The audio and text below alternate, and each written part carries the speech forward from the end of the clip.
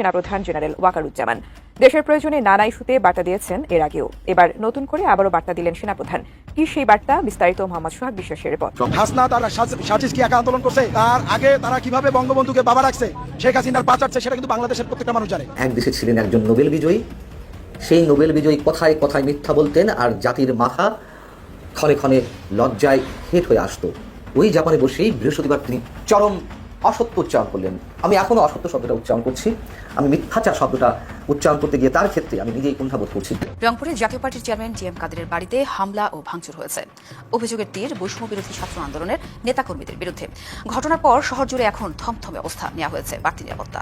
NCP এবং বৈষম্য বিরোধী ছাত্র আন্দোলন তারা সকলে মিলে এসে আমাদের জাতীয় পার্টির চেয়ারম্যানের বাসায় হামলা করেছে। সেনাবাহিনীর নতুন কোনো পদক্ষেপ আমরা দেখতে পাবো? এরই মাঝে গাজীপুরে এক বৈষম্য বিরোধী নেতাকে আটক করা হয়েছে। প্রথমবারের মতন অন্তর্বর্তী সরকারকে পাত্তা না দিয়ে এখন বিএনপি আর ডক্টর ইউনূসের সরকারের মধ্যে বিশাল ফাটল একটা দেখা দিয়েছে। আপনি যদি ডেট দিতে না পারেন আরেকটু অপেক্ষা করুন, আমরাই ডেট দিয়ে দিই। আসসালামু আলাইকুম এভরিওয়ান, কি অবস্থা সবার? আশা করছি সবাই ভালো এবং সুস্থ আছেন।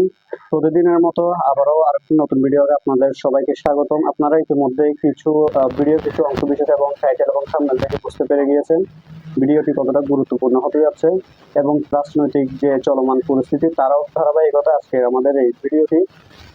আপনারা ইতিমধ্যে ভিডিওটি কিছু অংশ বিশেষ এবং টাইটেল থাম্বনেল থেকে বুঝতে পেরে গিয়েছেন ভিডিওটা কতটা গুরুত্বপূর্ণ, এবং পরবর্তী সম্পূর্ণ ভিডিওটা দেখলে আপনারা বুঝতে পারবেন কতটা গুরুত্বপূর্ণ এবং তথ্যবহুল। সম্পূর্ণ ভিডিওটি শুরু করার পূর্বে আমি আপনাদেরকে জানিয়ে রাখতে চাই যে যারা আমাদের এই চ্যানেলটিতে নতুন অবশ্যই সাবস্ক্রাইব করে পাশে থাকবেন, এবং যারা ইতিমধ্যে সাবস্ক্রাইব করে ফেলেছেন আপনাদেরকে অসংখ্য ধন্যবাদ। তবে চলুন আমরা মূল ভিডিওটি শুরু করি। আজকে রাতে জাতীয় পার্টির চেয়ারম্যানের রংপুরের বাড়ি ভাঙচুর করা হয়েছে, আগুন দেওয়া হয়েছে, মোটরসাইকেলে আগুন দেওয়া হয়েছে, এবং সেই কাজটি করেছে বৈষম্য বিরোধী আন্দোলনের ব্যানারে, এবং এনসিপি নেতারা এই অভিযোগ জাতীয় পার্টি থেকে করা হয়েছে। জাতীয় পার্টির চেয়ারম্যানের বাড়ি ভাঙচুর কেন করা হবে, এই প্রশ্নটা সামনে এসেই যায়। যদি আপনার মনে হয় জাতীয় পার্টির সভাপতি কোনো দুর্নীতি করেছেন, রাষ্ট্রবিরোধী কোনো কর্মকাণ্ড করেছেন, তিনি অভিযুক্ত, তার নামে মামলা দেন এবং সেই মামলা তদন্ত করে তাকে গ্রেপ্তার করেন, বিচারের সম্মুখীন করেন। কিন্তু এই যে মবতন্ত্র, এই মবতন্ত্র আর কতদিন চলবে, এই প্রশ্ন চতুর্দিকে উঠছে। আবারও যখন মব হলো তখন এর বিহিত কি সরকার যখন করছে না, তখন সেনাবাহিনীর নতুন কোনো পদক্ষেপ আমরা দেখতে পাবো?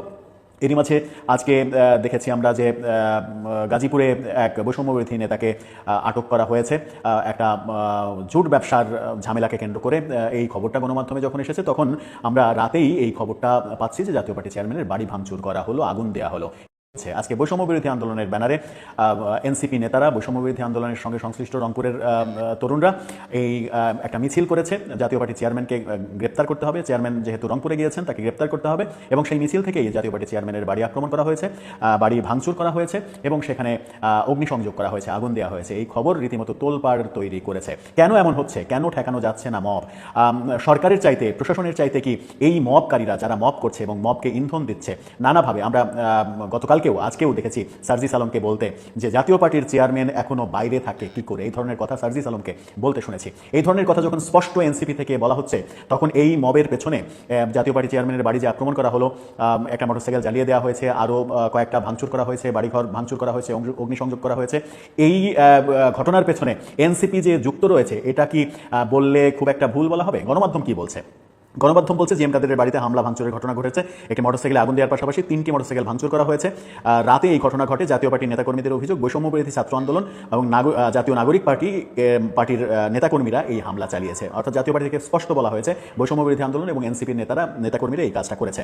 প্রত্যক্ষদর্শী জাপা নেতাদের ভাষ্যমতে বৃহস্পতিবার বিকেলে ঢাকা থেকে রংপুর নগরীর নিউ সোনাপাড়া বাসভবন স্কাই ভিউতে আসেন জাতীয় পার্টির চেয়ারম্যান জি এম কাদের। অর্থাৎ তিনি বাসায় যান, রংপুরের বাসায়। তাকে গ্রেপ্তারের দাবিতে রাত 9:15টার দিকে নগরীর গ্র্যান্ড হোটেল মোড় থেকে বৈষম্য বিরোধী ছাত্র আন্দোলন, জাতীয় নাগরিক পার্টি সহ বিভিন্ন রাজনৈতিক দলের নেতাকর্মীরা দেশীয় অস্ত্র, লাঠি সোটা, ইট পাটকেল হাতে নিয়ে জি এম কাদের বাড়িতে আক্রমণ চালায়। এ সময় বাড়ির বাগানে থাকা 3টি মোটরসাইকেল ভাঙচুর ও একটি মোটরসাইকেল আগুনে পুড়িয়ে দিয়ে তারা চলে যায়। খবর পেয়ে পুলিশ এবং জাতীয় পার্টির নেতাকর্মীরা স্কাই ভিউতে ছুটে যান। তারা অবিলম্বে হামলাকারীদের গ্রেপ্তার দাবি করেছে। অর্থাৎ জাতীয় পার্টি থেকে স্পষ্ট দাবি করা হচ্ছে যেটা এনসিপি নেতারা, বৈষম্য বিরোধী ছাত্র আন্দোলনের নেতারা এই কাজটা করেছে। এই স্পষ্ট অভিযোগের ভিত্তিতে কি কোনো অভিযান চালানো হবে? যারা এই কাজ করেছে নিশ্চয়ই সেখানে সিসিটিভি ফুটেজ আছে, প্রত্যক্ষদর্শী আছে, তাদের মতামতের ভিত্তিতে যারা এই কাজ করেছে তাদেরকে গ্রেপ্তার করা হবে, নাকি সরকার এটা দেখেও না দেখার ভান করবে? এই কর্মকাণ্ড যদি অন্য কেউ করতো তাহলে এতক্ষণে কোন অবস্থা তৈরি হতো? এই কর্মকাণ্ড ব্যাপারে এনসিপি নেতারা কি কোনো কথা বলবেন? কিংবা যারা এটা ঘটিয়েছে তাদের বিরুদ্ধে যদি শাস্তিমূলক ব্যবস্থা গ্রহণ করা হয়, সেনাবাহিনী যদি অ্যাকশনে নেমে পড়ে, তাহলে কি এরা আবার সেনাবাহিনীর বিরুদ্ধে বিষোদ্গার শুরু করবে? এরকম পরিস্থিতি আসলে দেশে আর কতদিন চলবে, এই প্রশ্নটা সামনে এসে যাচ্ছে বারবার। দেশে যখন আমরা একটা সুস্থ পরিবেশ প্রত্যাশা করছি, যখন প্রত্যাশা হচ্ছে যে আস্তে আস্তে দেশ নির্বাচনের দিকে যাবে, মুখে ফেনা তোলা হচ্ছে সংস্কার করে, কিন্তু এই যে রাজনৈতিক কালচার, এই কালচার যদি আপনারা নিজেরাই সংস্কার করতে না পারেন, আপনারা নিজেরাই যদি হিংসা, বিদ্বেষ, মারামারি, ভাঙাভাঙি, গুড়িয়ে দেয়া, পুড়িয়ে দেয়া, মেরে ফেলা, এই কর্মকাণ্ড করে কি আপনি রাজনৈতিক সংস্কার করতে পারবেন? দেশের কোনো সংস্কার করতে পারবেন? করতে পারবেন না। এটা যদি হয় নতুন রাজনৈতিক বন্দোবস্ত, তাহলে তো দেশের মানুষ বলেই ফেলবে এই নতুন রাজনৈতিক বন্দোবস্ত দরকার নেই, পুরনো বন্দোবস্তই ভালো আছে। সেটা দেশের মানুষ বলুক, এটা কি আপনারা চান? আমার মনে হয় যে পরিস্থিতি ঘোলাটে হচ্ছে এবং সরকার অকার্যকর হয়ে পড়ছে। সরকারের এই ব্যাপারে জিরো টলারেন্স নীতিতে যাওয়া উচিত। সেনাবাহিনী থেকে যেটা স্পষ্ট বলা হয়েছে সেই দিকেই সরকারের পদক্ষেপ নেওয়া উচিত, নতুবা পরিস্থিতি ভিন্ন দিকে মোড় নিতে পারে এবং আন্তর্জাতিক চাপ এমন পর্যায়ে চলে যেতে পারে যেখানে সরকারের বৈধতা নিয়ে প্রশ্ন উঠতে পারে, যেখানে বৈষম্যবিরোধী আন্দোলন এবং গণ অভ্যুত্থানের যে স্পিরিট, গণ অভ্যুত্থানের যে স্বপ্ন, সেই স্বপ্ন পর্যন্ত ধূলিসাৎ হয়ে যেতে পারে। এক দেশে ছিলেন একজন নোবেল বিজয়ী, সেই নোবেল বিজয়ী কথায় কথায় মিথ্যা বলতেন আর জাতির মাথা ক্ষণে ক্ষণে লজ্জায় হেট হয়ে আসতো। এমনই একটা সম্ভাবনা আমরা খুব দেখছি। আমি বুধবার রাতেই আপনাদেরকে বলছিলাম যে জাপানে বসে বিএনপিকে বুড়ো আঙুল দেখিয়েছেন আমাদের প্রধান উপদেষ্টা ডক্টর মোহাম্মদ ইউনূস। তখন তিনি যখন বিপদে পড়লেন, পদত্যাগের নাটক করলেন, তিনি সব রাজনৈতিক দলের একটি সমর্থন করার চেষ্টা করছিলেন, তখন বিএনপি যে প্রস্তাবগুলো দিল, মনে করা হচ্ছিল যে তাদের প্রস্তাব অনুযায়ী ডিসেম্বরের মধ্যে নির্বাচন দেবে, কিন্তু তিনি জাপানে গিয়ে পুনরায় উল্লেখ করলেন জুনের মধ্যে নির্বাচন। বুড়ো আঙুল দেখালেন, বুড়ো আঙুল দেখিয়েছেন, তা তো বেশ ভালো কথা। ওই জাপানে বসেই বৃহস্পতিবার তিনি চরম অসত্য উচ্চারণ করলেন। আমি এখনো অসত্য শব্দটা উচ্চারণ করছি, আমি মিথ্যাচার শব্দটা উচ্চারণ করতে গিয়ে তার ক্ষেত্রে আমি নিজেই কুণ্ঠাবোধ করছি যে এমন একজন ব্যক্তিকে মিথ্যাবাদী বলবো, এই লজ্জা তো আমাদের। বিশ্বাস করুন, আমি এই জন্য তাকে মিথ্যাবাদী বলতে চাচ্ছি না, বা মিথ্যাচার করেছেন এই শব্দটাও উচ্চারণ করতে চাচ্ছি না, যদিও প্রকারান্তরে তিনি তাই করেছেন। তিনি কি বলেছেন?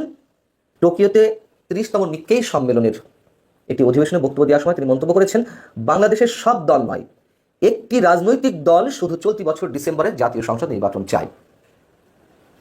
এর আগে তিনি একইভাবে অসত্য উচ্চারণ করেছেন। নির্বাচনের ক্ষেত্রে তিনি বলেছেন রাজনৈতিক দলগুলো যখন চায় তখন নির্বাচন হবে, আবার কখনো বলেছেন জনগণ যখন চায় তখন নির্বাচন হবে। কখনো কখনো তার পারিষদবর্গ বলেছেন যে ডক্টর মোহাম্মদ ইউনূস যখন ঘোষণা দেবেন সেটাই নির্বাচনের রোডম্যাপ, সেটাই নির্বাচনের তারিখ। ডক্টর মোহাম্মদ ইউনূস তিনি নিজেই বলেছেন সমস্যা ছোট হলে ডিসেম্বরের মধ্যে নির্বাচন, আবার সংস্কার একটু বেশি হলে 2026-এর জুনের মধ্যে নির্বাচন। ক্ষণে ক্ষণে এখন একটা তখন একটা এই কথাগুলো বলে আসছেন। নির্বাচন ডিসেম্বরের মধ্যে কতটি রাজনৈতিক দল চাই সেই হিসাব তো আমাদের প্রত্যেকের কাছে আছে। আমি খসরু মাহমুদ চৌধুরী, বিএনপি স্থায়ী কমিটির সদস্য, তিনি বুধবারও উল্লেখ করেছেন যে 42টি রাজনৈতিক দলের সমন্বয়ে বিএনপির নেতৃত্বে 31 দফা কর্মসূচি দেওয়া হয়েছে। অর্থাৎ এই 42টি দল বিএনপির মনোভাবাপন্ন এবং তারা একই সাথে তো পথ চলছে। এর তো অসংখ্য রেকর্ড রয়েছে যে কারা কখন নির্বাচন চায়।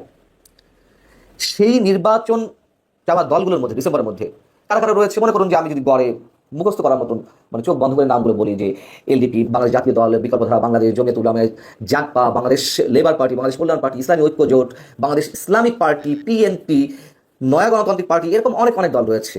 এলডিপি বললামই। যাই হোক, এর বাইরে যদি বাম গণতান্ত্রিক জোটের কথা বলি, Bangladesh communist party, CPD, Basad, Bangladesh সমাজতান্ত্রিক দল বাসদ, মার্ক্সবাদী রয়েছে। এর মধ্যে আরও যে রাজনৈতিক দলগুলো যেমন গণতান্ত্রিক বিপ্লবী পার্টি, সমাজতান্ত্রিক পার্টি, বিপ্লবী কমিউনিস্ট লীগ, এইগুলোর বাইরে আবার রয়েছে বাংলাদেশ জাসদ, ঐক্য, ন্যাপ। আপনারা ইতিমধ্যে সম্পূর্ণ ভিডিওটি দেখতে পেরে গিয়েছেন, তো অবশ্যই আমাদেরকে জানাবেন যে ভিডিওটা কতটা গুরুত্বপূর্ণ ছিল এবং কতটা তথ্যবহুল ছিল, আমাদেরকে অবশ্যই জানাবেন। এবং এতক্ষণ পর্যন্ত আমাদের সাথে থাকার জন্য অসংখ্য ধন্যবাদ। তো আজকের মতো এখানে শেষ করছি। সবাই ভালো থাকবেন, সুস্থ থাকবেন। আল্লাহ হাফেজ।